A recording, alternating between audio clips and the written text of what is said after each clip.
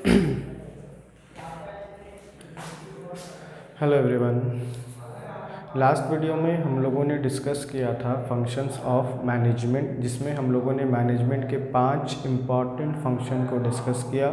Number 1 planning, 2 organising, 3 staffing, 4 directing and 5 controlling.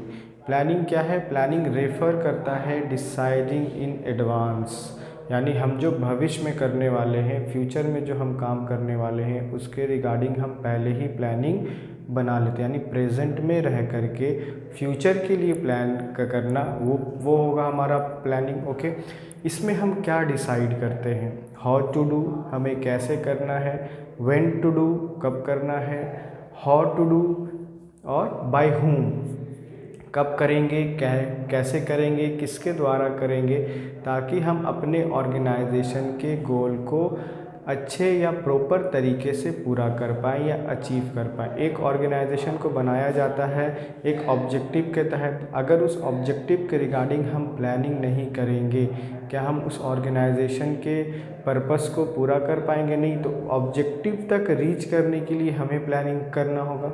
Then जब हम planning कर लेंगे उसके बाद हम चीज़ों को ऑर्गेनाइज करना स्टार्ट करेंगे। ओके, असाइन करेंगे ड्यूटीज़, रिस्पॉन्सिबिलिटीज़, ऑथोरिटीज़ को, तब जा कर के हमें पता चलेगा कि हमारे ऑर्गेनाइजेशन में किन किन चीज़ों की आवश्यकता है। उसके अकॉर्डिंग हम लोग गैदरिंग करना स्टार्ट करेंगे, कलेक्शन करना स्टार्ट करेंगे एंड आफ्टर डैट हम लोग स्टाफिंग करेंगे, स्टाफिंग फंक्शन को इम्प्लीमेंट करेंगे, यानी right person for the right job. उस पर्सन का सिलेक्शन किया जाएगा, उस व्यक्ति का सिलेक्शन किया जाएगा जो पर्टिकुलर पोस्ट और जॉब के लिए सही होगा। ऐसा नहीं है कि जितने लोग एप्लीकेशन देंगे या जितने लोगों ने अप्लाई किया है हम सारे ही लोगों को अपॉइंट कर लेंगे। ओके, हम उनका एक टेस्ट लेंगे, वो अगर हमारे क्राइटेरिया को फुलफ़िल कर रहे होंगे या ऑर्गेनाइजेशन के क्राइटेरिया को फुलफ़िल कर रहे होंगे तभी हम उन्हें अपॉइंट करेंगे। बिना हम सोचे समझे या बिना क्राइटेरिया को फुलफ़िल किए किसी भी एम्प्लॉय को रख लेते हैं तो वो फिर उस जॉब के लिए परफेक्ट है या नहीं है, फिर बाद में प्रॉब्लम क्रिएट करेगा अगर नहीं होगा तो जॉब देने से पहले हम उसको चेक करते हैं, वेरीफाई करते हैं, उसके एजुकेशन को देखते हैं, उसके पास जो स्किल है वो हमारे ऑर्गेनाइजेशन के रिगार्डिंग है या नहीं है। एंड आफ्टर डैट हम लोग डायरेक्शन यानी डायरेक्टिंग करेंगे। तो डायरेक्टिंग, जितने एफर्ट्स हमारे एम्प्लॉय लगा रहे हैं उनको राइट डायरेक्शन में मूव ऑन करके चलना है, ताकि हमारी सारी एक्टिविटीज़ जो हो रही हैं वो ऑब्जेक्टिव के रिगार्डिंग होना चाहिए। प्लस टाइम टू टाइम हम क्या करेंगे, अपने एम्प्लॉय को मोटिवेट करेंगे, इंस्ट्रक्ट करेंगे। डायरेक्टिंग जो है वो इंस्ट्रक्शन भी प्रोवाइड करवाता है, गाइडेंस भी प्रोवाइड करवाता है, एज वेल एज मोटिवेट भी करता है, ताकि केवल हम अपने एम्प्लॉयज़ को ऑर्डर ना दे, इंस्ट्रक्ट ना दे, बल्कि हम उन्हें टाइम टू टाइम मोटिवेट और इनकरेज भी करते रहें, ताकि वो हमारे ऑर्गेनाइजेशन के काम को परफेक्टली पूरा कर पाए। एंड द लास्ट हम लोगों ने डिस्कस किया था कंट्रोलिंग। कंट्रोलिंग में हम क्या करते हैं कि जो हमारा प्लान है, जो हम लोगों ने प्लानिंग किया है, उस प्लान को हम कंपेयर करते हैं एक्चुअल परफॉर्मेंस से। मतलब कि हम लोगों ने प्लान में बना लिया है कि हमें ये काम इस तरीके से करना है, ये वाले मेथड को यूज़ करना है, ये तरीका होना चाहिए। जब हमारा फ्यूचर हमारा प्रेजेंट बन जाता है, जब हम उस समय उस काम को करने लगते हैं तो उस समय जो हम एक्टिविटी परफॉर्म कर रहे हैं, करने के बाद हम क्या करेंगे, जो हमारा प्लान था उस प्लानिंग से हम लोग उसको कंपेयर करेंगे, यानी प्लान परफॉर्मेंस को कंपेयर किया जाएगा एक्चुअल परफॉर्मेंस से। अगर सारी चीज़ें सही जा रही हैं तो ठीक है, लेकिन अगर कुछ गड़बड़ है या मिस्टेक है तो उसी समय रुक करके हम रेक्टिफाई करेंगे, ताकि वो मिस्टेक भविष्य में या फ्यूचर में दोबारा ना हो पाए। तो ये हम लोगों ने डिस्कस किया था प्रीवियस वीडियो में। इस वीडियो में हम बात करने वाले हैं अबाउट कोऑर्डिनेशन एंड नेचर और उसके इम्पोर्टेंस। कोऑर्डिनेशन क्या है, ओके, एंड आफ्टर दैट हम बात करेंगे कोऑर्डिनेशन का nature and importance. So let's see, coordination is the force. Coordination क्या है? एक फोर्स है विच सिंक्रनाइज, जो क्या करता है? सिंक्रनाइज करता है all the functions of management. Management के जितने भी फंक्शंस हैं और जो एक्टिविटी परफॉर्म की जाती है डिफरेंट डिपार्टमेंट्स के द्वारा, उन सारे एफर्ट्स को वो सिंक्रनाइज करता है, राइट डायरेक्शन में मूव करवाता है, एकजुट करता है, ताकि हमारे ऑर्गेनाइजेशन का काम अगर डिपार्टमेंट वाइज भी हो रहा है तो सारे डिपार्टमेंट अपना काम करेंगे लेकिन एक पर्पस के तहत काम करेंगे। अगर एक ऑर्गेनाइजेशन को बनाया गया है तो एक पर्पस के तहत बनाया गया है, तो उस पर्पस को पूरा करना केवल एक डिपार्टमेंट का काम नहीं है। जितने भी डिपार्टमेंट्स एक ऑर्गेनाइजेशन के अंदर हैं उन सारे ही डिपार्टमेंट्स का ये रिस्पॉन्सिबिलिटी बनता है कि वो डिपार्टमेंट वाइज जो भी काम करें, लेकिन उनका एक टारगेट होना चाहिए कि हमें ऑर्गेनाइजेशन के ऑब्जेक्टिव को पूरा करना है। तो synchronise all the functions of management. Management के जितने फंक्शंस हम लोगों ने पढ़े, planning, organising, staffing, directing and controlling, ये सारे को क्या करता है? सिंक्रनाइज करता है, एकजुट करता है, एक के बाद एक हमें पूरा करने में हेल्प करता है। स्टेप बाय स्टेप हम पूरा करेंगे। And lack of coordination result in overlapping. अगर हमारे कामों में या हम जो ऑर्गेनाइजेशन में एक्टिविटी परफॉर्म कर रहे हैं या हमने मैनेजमेंट को इम्प्लीमेंट किया है या उस मैनेजमेंट में लैक ऑफ कोऑर्डिनेशन होगा, कोऑर्डिनेशन की कमी होगी, तो उससे हमें क्या नुकसान होगा? हमारे कामों में ओवरलैपिंग होना स्टार्ट हो जाएगा, काम का डुप्लीकेशन होगा, डिले हो जाएगा, चोक्स हो जाएगा, जिसके कारण क्या होगा कि ऑर्गेनाइजेशन का रिसोर्सेज जो है वो वेस्ट हो जाएगा। ओके, बिना रिसोर्सेज के हम अपने ऑर्गेनाइजेशन में बहुत ज़्यादा अच्छा काम नहीं कर पाएंगे। हमें बहुत सारे रिसोर्सेज की आवश्यकता होती, like materials, money, machines and human resources. तो जितने भी रिसोर्सेज हमारे ऑर्गेनाइजेशन में अवेलेबल हैं, अगर हम उन रिसोर्सेज का ऑप्टिमम यूटिलाइजेशन चाहते हैं या हम ये चाहते हैं कि सारे रिसोर्सेज को हम सही तरीके से यूज़ करें, एक पर्पस जो हमारा है, मान लेते हैं कि प्रोडक्शन करने का है, तो प्रोडक्शन करने का जो एक उद्देश्य है, उस उद्देश्य की पूर्ति के लिए हम काम में कोऑर्डिनेशन को इम्प्लीमेंट करें, हर कोई एक दूसरे का सहयोग करे, हेल्प करे, ताकि हमारे कामों में ओवरलैपिंग ना हो, डुप्लीकेशन ना हो और काम डिले भी ना हो। ऐसा नहीं है कि जितने भी लेबर हैं या स्टाफ हैं, एम्प्लॉइज़ ऑर्गेनाइजेशन में काम कर रहे हैं, वो सारे एक दूसरे पर निर्भर कर रहे हैं या एक दूसरे पर कामों को टाल रहे हैं। उससे क्या होगा कि हमारे ऑर्गेनाइजेशन का काम जो है वो टाइम के अकॉर्डिंग नहीं हो पाएगा। अगर हो भी जाएगा तो टारगेट जो हमारा है वो एक टाइम से लिमिटेड टाइम पर निर्भर करता है। ऐसा तो है नहीं कि कोई भी कस्टमर जो है अगर उसने आज किसी प्रोडक्ट का डिमांड किया है तो वो 2 महीना तक रुका रहेगा। जैसे ही डिमांड किया तो टाइम के अंदर उसे हमें पूरा करना होगा। It is concern with all the 3 levels of management. Coordination जो है वो किसी एक लेवल ऑफ मैनेजमेंट पर डिपेंड नहीं करता। हम ये नहीं कह सकते हैं कि केवल ये लोअर लेवल ऑफ मैनेजमेंट में हम इसे इम्प्लीमेंट करेंगे, बाकी मिडिल और टॉप लेवल पर हम इसको इम्प्लीमेंट नहीं करेंगे। कोऑर्डिनेशन जो है वो मैनेजमेंट के तीनों ही लेवल पर, यानी 3 लेवल्स ऑफ मैनेजमेंट हम लोगों ने पढ़ा है, top level, middle level and lower level of management. तो ये तीनों ही लेवल ऑफ मैनेजमेंट में इम्प्लीमेंट किया जाता है ताकि हम हर लेवल ऑफ मैनेजमेंट में, चाहे वो टॉप लेवल पर हो तो वहाँ भी हम चीज़ों को अच्छे से चला पाएँ, मिडिल लेवल पर है तो डिफरेंट सेक्शन है या सब सेक्शन है तो उनमें हमें तालमेल स्थापित करना है, वर्कर्स या एम्प्लॉइज़ के बीच में एक अच्छा वातावरण डेवलप करना है, अगर हम लोग लोअर लेवल की बात करते हैं तो lower level needs coordination in the activities of workers to ensure the work proceed as per plan.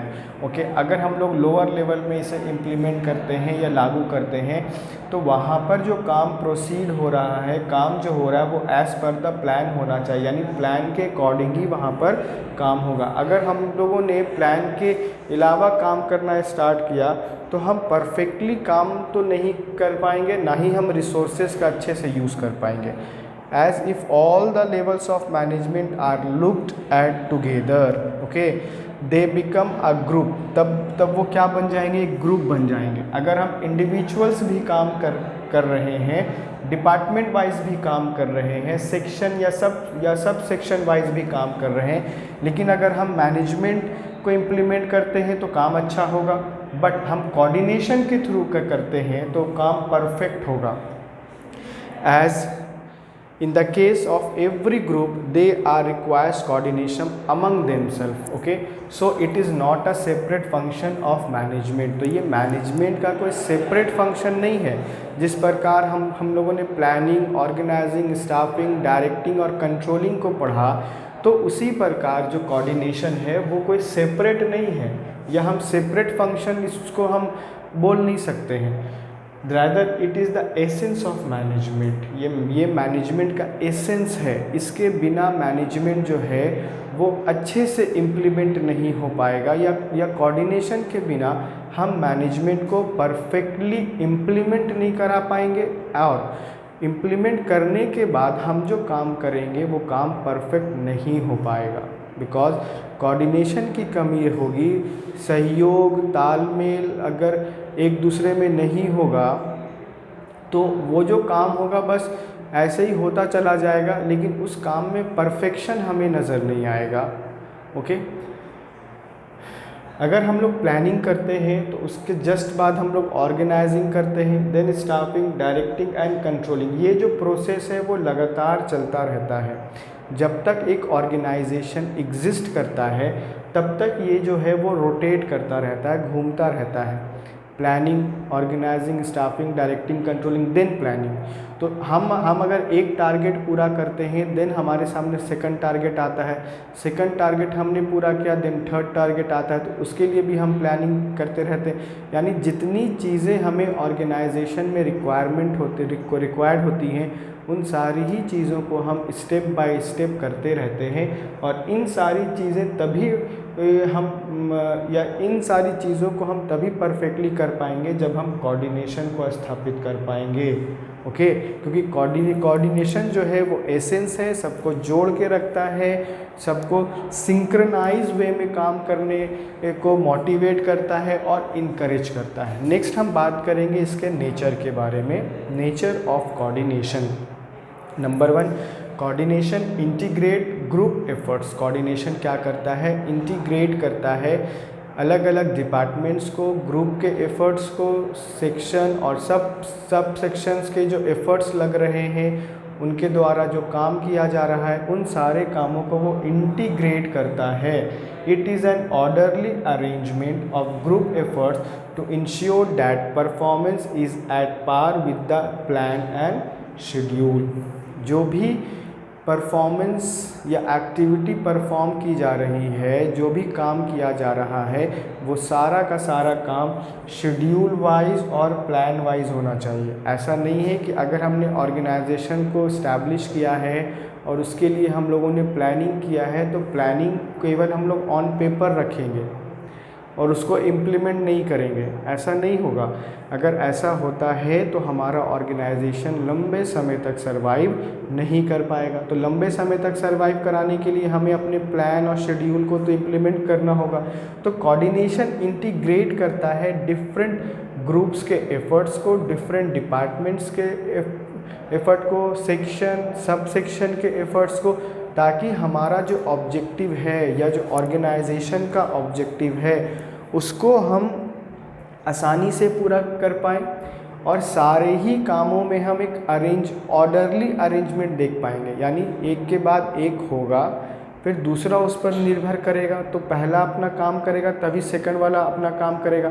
तो इस तरीके से हम एक यूनिटी भी कायम कर पाएंगे, ताकि हम अपने ऑर्गेनाइजेशन में हर एक एक्शन के लिए सही व्यक्ति को चुन करके सही काम करवाएं।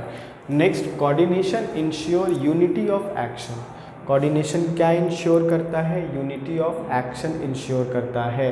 It is a binding force between various department. ये एक बाइंडिंग फोर्स है among various departments. For example purchase department हमने ऑर्गेनाइजेशन में इस्टेब्लिश किया या सेटअप किया, then production department, marketing department, इन सारे डिपार्टमेंट्स के कामों को वो एकजुट करता है और इनको यूनाइट यानी यूनिटी के साथ काम करने में मोटिवेट करता है। Various department and ensure all efforts are focus towards achieving the organisational goal. Okay, अगर परचेज डिपार्टमेंट कोई मटेरियल परचेस कर रहा है, किसी भी चीज़ को अगर वो परचेस कर रहा है एज़ पर द प्लान और शेड्यूल और रिक्वायरमेंट ऑफ द ऑर्गेनाइजेशन, तो वो किस लिए परचेस कर रहा है? पर्सनल इंटेंशन तो है नहीं उसका, या पर्सनल नीड्स को उसने तो पूरा नहीं करना है। अगर वो ऑर्गेनाइजेशन से रिलेटेड चीज़ें परचेस कर रहा है या मटेरियल परचेस कर रहा है, इसका मतलब ये है कि ऑर्गेनाइजेशन में अगर प्रोडक्शन हो रहा है तो प्रोडक्शन करने के लिए हमारे पास रॉ मटेरियल होना चाहिए या अदर मटेरियल्स अवेलेबल होने चाहिए, तब जा कर के हम क्या कर पाएंगे? किसी भी प्रोडक्शन गुड्स का प्रोडक्शन कर पाएंगे। तो पहले परचेज डिपार्टमेंट मटेरियल्स को परचेस करेगा, परचेस करने के बाद वो प्रोडक्शन डिपार्टमेंट को सेल देगा उसे वो, फिर प्रोडक्शन डिपार्टमेंट मार्केट की रिक्वायरमेंट के आधार पर प्रोडक्शन करेगा, यानी जितना डिमांड क्रिएट किया गया है या जितना रेगुलरली उसका प्रोडक्ट सेल होता है उसके अकॉर्डिंग वो प्रोडक्शन करेगा। क्या वो प्रोडक्शन करने के बाद अपने पास ही स्टोर करेगा? नहीं, फिर वो मार्केटिंग डिपार्टमेंट को दे देगा, जहाँ पर उस प्रोडक्ट को का मार्केटिंग भी होगा और सेल भी किया जाएगा।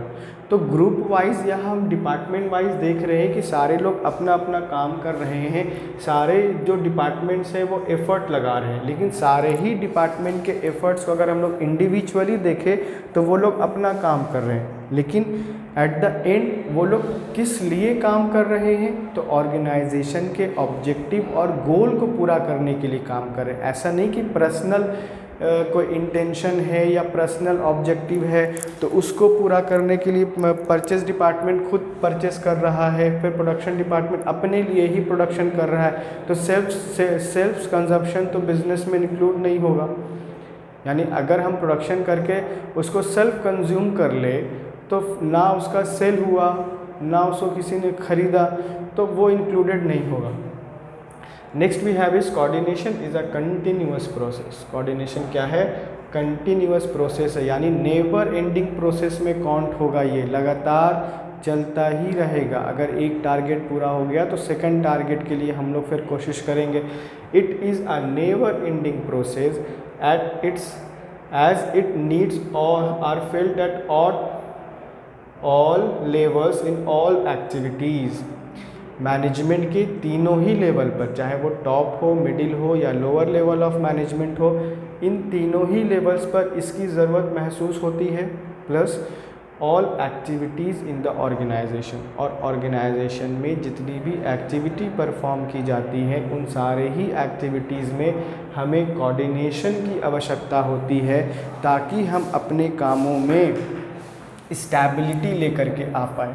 अगर हम काम कर रहे हैं और उसमें हमें कुछ अच्छा नहीं लग रहा है या हम बस हमारा काम होता चला जा रहा है, मतलब डिपार्टमेंट वाइज लोग अपना काम कर रहे हैं लेकिन ना वो दूसरे डिपार्टमेंट के बारे में सोच रहे हैं, ना वो ये सोच रहे हैं कि क्या हमने ऑर्गेनाइजेशन के ऑब्जेक्टिव के अकॉर्डिंग काम किया है या नहीं काम किया, बस वो अपने डिपार्टमेंट के काम को पूरा करते चले जा रहे हैं। लेकिन अगर वही मार्केटिंग डिपार्टमेंट बोले कि आपको अभी प्रोडक्शन थोड़ा कम करना होगा या थोड़ा इसमें इम्प्रूवमेंट लाना होगा, और प्रोडक्शन डिपार्टमेंट इस पर ध्यान ना दे, तो क्या हम ऑर्गेनाइजेशन के ऑब्जेक्टिव को अचीव कर पाएंगे? नहीं। तो अचीव करने के लिए हर डिपार्टमेंट जो है वो एक दूसरे डिपार्टमेंट की बातों को सुनेगा। अगर इम्प्रूवमेंट की आवश्यकता है तो ज़रूर उसमें इम्प्रूवमेंट लाना चाहिए। तो सारे ही लेवल पर इसकी ज़रूरत जो है वो महसूस होता है। सारे ही एक्टिविटीज़ में it begins at the planning stage and continuous until controlling. ये कहाँ से स्टार्ट होता है? ये स्टार्ट होता है प्लानिंग से, यानी जब हम लोगों ने प्लानिंग किया उसी समय कोऑर्डिनेशन जो है वो स्टार्ट हो जाएगा। एंड आफ्टर हम कहाँ तक इसको ले जा सकते हैं? कंट्रोलिंग तक ले जा सकते हैं। तो एक अगर टारगेट पूरा हो गया तो फिर सेकंड टारगेट के लिए हम लोग फिर से मेहनत करेंगे। Next we have is point number 4, coordination is the responsibility of all managers. समन्वय स्थापित करना है ये किनकी जिम्मेदारी है? मैनेजर्स की जिम्मेदारी है या रिस्पॉन्सिबिलिटी है। Coordination is equally important eight all levels of management. हम मैनेजमेंट के जितने भी लेवल्स पढ़ रहे हैं या हमने पढ़ा है, सारे ही लेवल्स ऑफ मैनेजमेंट में कोऑर्डिनेशन को इस्टेब्लिश करना ये मैनेजर का रिस्पॉन्सिबिलिटी होता है। और कोऑर्डिनेशन जो है वो तीनों ही लेवल्स पर बहुत इम्पॉर्टेंट रोल प्ले करता है। यानी समन्वय स्थापित करना इज़ वेरी इम्पॉर्टेंट, बिकॉज हम जितने भी काम करेंगे अगर उनमें कोऑर्डिनेशन नहीं होगा तो हमारा काम जो है वो परफेक्टली या इन अ प्रॉपर मैनर नहीं हो पाएगा। तो प्रॉपर मैनर से काम को करने के लिए या अच्छे से काम को करने के लिए हमें कोऑर्डिनेशन को इम्प्लीमेंट करना होगा, ताकि जो टॉप लेवल है वो भी अच्छे से काम परफॉर्म कर पाए। जब तक टॉप लेवल अच्छे से प्लानिंग नहीं करेगा, उसके पास अगर इंटेलेक्चुअल्स नहीं होंगे, एडवाइज़र्स नहीं होंगे, एक्सपर्ट्स एंड प्रोफेशनल्स नहीं होंगे, तो क्या हम एक अच्छा प्लानिंग बना पाएंगे या हमारे पास एक अच्छा प्लान होगा? अगर प्लान अच्छा नहीं होगा और टॉप लेवल के अंदर या टॉप लेवल में जितने लोग हैं वो लोग एक दूसरे को सपोर्ट नहीं करेंगे, ओके, एक दूसरे को हेल्प नहीं करेंगे, एक दूसरे को समझेंगे नहीं, तो बाकी जितने लेवल्स नीचे आ रहे हैं, मिडिल या लोअर लेवल, फिर उसके कामों को हम परफेक्टली नहीं देख पाएंगे। तो वहाँ पर काम सही से करवाने के लिए मिडिल और टॉप लेवल पर बहुत ज़रूरी है कि समन्वय स्थापित हो, कोऑर्डिनेशन स्थापित हो, okay. It is the responsibility of the individuals. ये किसकी रिस्पॉन्सिबिलिटी है? इंडिविजुअल्स की रिस्पॉन्सिबिलिटी है, जिम्मेदारी है इन एन ऑर्गेनाइजेशन में to carry out their work in a responsible manner. जितने भी इंडिविजुअल्स काम कर रहे हैं ऑर्गेनाइजेशन के अंदर, अगर हम चाहते हैं कि वो हर काम में को अच्छे से करें, तो ये हर कोई एक की रिस्पॉन्सिबिलिटी नहीं है। ऐसा हम नहीं बोल सकते कि ऑर्गेनाइजेशन में किसी एक ही व्यक्ति पर को रिस्पॉन्सिबल बनाया गया है कि वो सारे ही काम को परफेक्ट और अच्छे से करे। नहीं, जितने भी इंडिविजुअल्स हैं, यहाँ पर इंडिविजुअल्स के बारे में बोला गया है, यानी जितने भी इंडिविजुअल्स ऑर्गेनाइजेशन के अंदर काम कर रहे हैं और जिस पर्पस के लिए उनको हायर किया गया है या अपॉइंट किया गया है, वो उस काम को इन अ प्रॉपर मैनर करें। ऐसे नहीं कि बस आए और समय बिता करके ऑर्गेनाइजेशन से चले गए, जो उनका काम था उन्होंने परफेक्टली परफॉर्म नहीं किया। यानी अगर प्रोडक्शन करना भी है तो प्रोडक्शन करने में हमें कितना रिसोर्सेज या कौन सा रिसोर्सेज किस मात्रा में मिक्स करना है, किस परसेंटेज में मिक्स करना है, अगर इसका ध्यान भी प्रोडक्शन मैनेजर या प्रोडक्शन डिपार्टमेंट में जितने एम्प्लॉयज़ काम कर रहे हैं अगर वो नहीं रखेंगे तो फिर कौन रखेगा। तो रिस्पॉन्सिबल मैनर से अपना काम करना है and coordinate with each other, और एक दूसरे को कोऑर्डिनेट भी करना है। ऐसा नहीं केवल अपना काम करना है और फिर चले जाना है। Each coordinate with each other to achieve organisational goal. Organisational goal किसी एक व्यक्ति के द्वारा पूरा नहीं करवाया जा सकता है, या हम ऑर्गेनाइजेशन के गोल को किसी एक व्यक्ति ही को नहीं बोल सकते कि ये तुम्हारी ही रिस्पॉन्सिबिलिटी है, तुम्हें ही पूरा करना चाहिए था और तुम ही को पूरा करना है। अगर ऐसा है तो फिर वो ऑर्गेनाइजेशन में जितने और एम्प्लॉयज़ हैं फिर वो लोग वैसे ही काम करने लगेंगे, क्योंकि अगर किसी एक ही को हमने पकड़ लिया है या एक ही को हमने रिस्पॉन्सिबल बनाया है तो ऑर्गेनाइजेशन में बाकी भी तो सारे काम हैं, उनके लिए भी तो हमें इंडिविजुअल्स की आवश्यकता है, वर्कर्स की आवश्यकता है, तो उन कामों को करने की जिम्मेदारी अगर हम लोग अलग अलग इंडिविजुअल्स को दे दें, ग्रुप क्रिएट कर दें, जिस डिपार्टमेंट क्रिएट किए जाते हैं, तो पर्टिकुलर डिपार्टमेंट भी जिम्मेदार होगा और उस डिपार्टमेंट में जितने इंडिविजुअल्स काम कर रहे हैं वो लोग भी रिस्पॉन्सिबल होंगे, क्योंकि ऑर्गेनाइजेशन का गोल जो है वो हर एक डिपार्टमेंट को मिल करके पूरा करना है, हर एक इंडिविजुअल्स के थ्रू पूरा करवाया जाएगा। क्योंकि इंडिविजुअल्स को केवल ऑर्गेनाइजेशन में लेने का कारण ये था कि हम अपने गोल को अचीव कर पाए, पर्पस को पूरा कर पाए, टारगेट को पूरा कर पाए। Next we have is coordination is a deliberate function. Coordinate कैसा फंक्शन है? तो कोऑर्डिनेशन डेलिब्रेट फंक्शन है।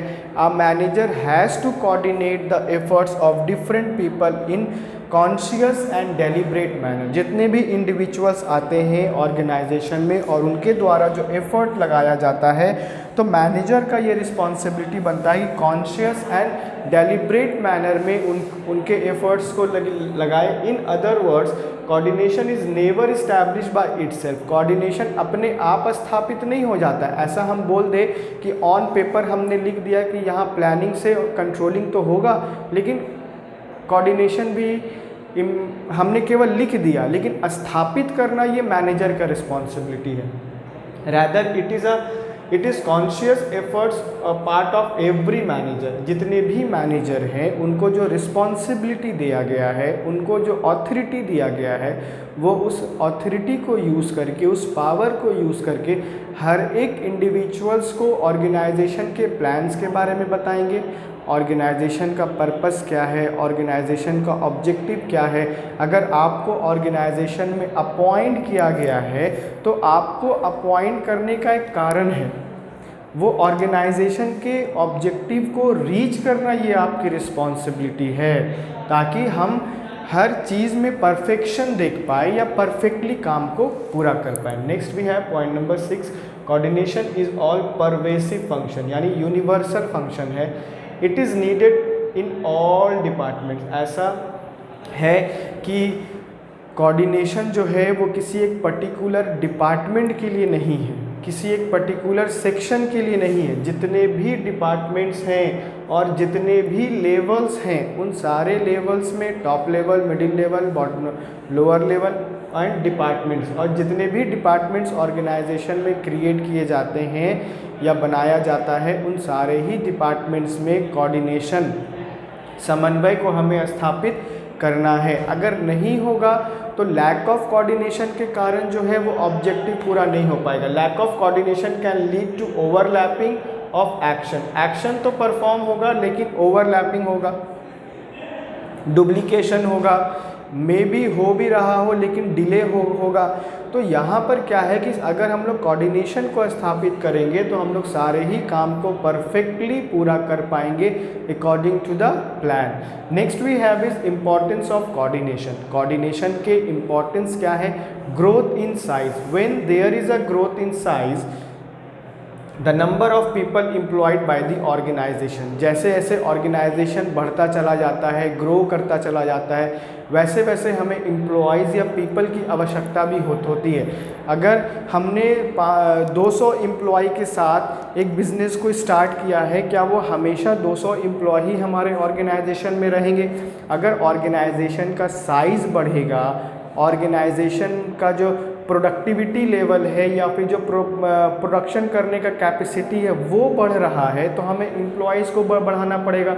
मार्केट में हमारे प्रोडक्ट का डिमांड ज़्यादा है, तो वहाँ पर हमें ये देखना होगा कि प्रोडक्शन करने के लिए हमें एम्प्लॉयज़ की आवश्यकता होगी। तो नंबर ऑफ़ एम्प्लॉयज़ अगर बढ़ेंगे तो वहाँ भी हमें कोऑर्डिनेशन को स्थापित करना होगा। Okay, also increases, this to integrate the efforts coordination is needed. अगर हमें सारे ही एफर्ट्स को इंटीग्रेट करना है, एकजुट करना है, यूनाइट करना है, तो कोऑर्डिनेशन को स्थापित करना होगा। तो बिना कोऑर्डिनेशन के हम अपने ऑर्गेनाइजेशन में किसी भी काम को प्रॉपर वे में नहीं कर पाएंगे। Next we have is point number 2, functional differentiation. In an organization there are separate departments. और ऑर्गेनाइजेशन के अंदर सेपरेट डिपार्टमेंट्स होते हैं।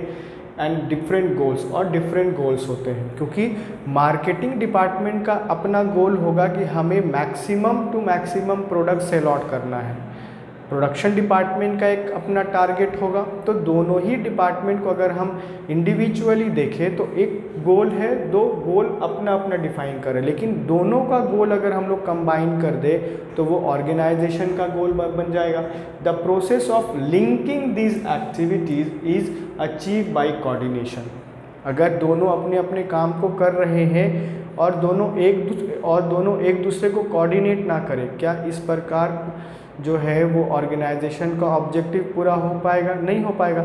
जब तक दोनों एक दूसरे को कोऑर्डिनेट नहीं करेंगे तो ऑर्गेनाइजेशन का जो ऑब्जेक्टिव है वो भी पूरा नहीं हो पाएगा, केवल बस काम होता चला जाएगा। अगर मार्केटिंग डिपार्टमेंट का बात प्रोडक्शन डिपार्टमेंट ना सुने या फिर जो कस्टमर के द्वारा जो डिमांड किया गया है उसके अकॉर्डिंग कर चेंजेस नहीं हो रहा है, तो हम कह सकते हैं कि वहाँ पर लैक ऑफ कोऑर्डिनेशन है। लेकिन जिस प्रकार मार्केटिंग डिपार्टमेंट कंज्यूमर से इंटरैक्ट करता है, बातें करता है, उनके टेस्ट एंड प्रेफरेंस के बारे में समझता है, फिर प्रोडक्ट में चेंज करने के बारे में अगर प्रोडक्शन डिपार्टमेंट को बोलता है और प्रोडक्शन डिपार्टमेंट ने सही तरीके से उसे इम्प्लीमेंट किया, मतलब दोनों अपना अपना काम कर रहे हैं, अपनी अपनी एक्टिविटी परफॉर्म कर रहे हैं, लेकिन एक दूसरे को कोऑर्डिनेट भी कर रहे हैं। Next we have is point number 3, specialization. Modern organization is characterized by high degree of specialization. आज के समय पर हम देखते हैं कि हर एक ऑर्गेनाइजेशन में हाई टेक्नोलॉजी को ज़्यादा प्रेफर किया जाता है। हर बार जो हमारा टेक्नोलॉजी है उसमें कुछ ना कुछ अपडेट हो रहा है। So coordination is required among different specialist. Okay, तो आज के समय पे जहाँ पर हम स्पेशलाइजेशन पर ज़्यादा फोकस कर रहे हैं, वहाँ पर डिफरेंट स्पेशलिस्ट में हमें क्या रिक्वायर्ड है? तो कोऑर्डिनेशन का रिक्वायरमेंट है, because of their different approaches and judgement. जो उनका अप्रोच है या जो जजमेंट है वो अलग अलग होगा। तो अगर हम चाहते हैं कि ये सारा कुछ जो है वो सही तरीके से पूरा हो, तो इसके लिए हमें कोऑर्डिनेशन को स्थापित करना होगा। तो इस वीडियो में हम लोगों ने कोऑर्डिनेशन का डेफिनेशन डिस्कस किया, एंड आफ्टर दैट हम लोगों ने बातें की nature of coordination, and the last जो हम लोगों ने अभी डिस्कस किया वो है इम्पोर्टेंस ऑफ कोऑर्डिनेशन। ओके।